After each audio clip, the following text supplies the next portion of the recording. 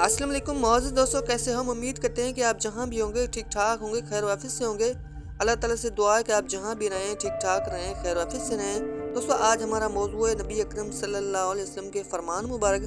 तो इस छोटी सी वीडियो में हम आप सल्लल्लाहु अलैहि वसल्लम के फरमान मुबारक सुनेंगे। तो मज़ीद आइए जानते हैं।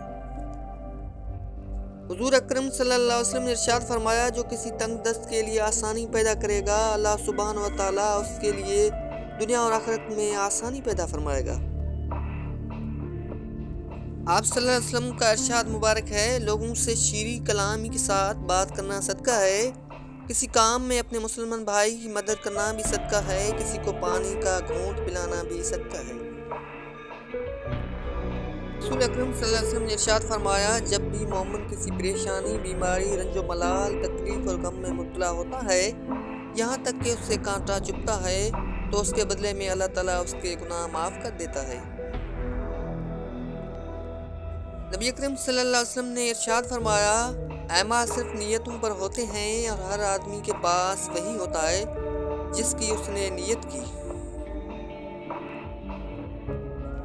नबी अकरम सल्लल्लाहु अलैहि वसल्लम ने इरशाद फरमाया, बाप की दुआ औलाद के लिए ऐसे है जैसे नबी की दुआ उम्मत के लिए।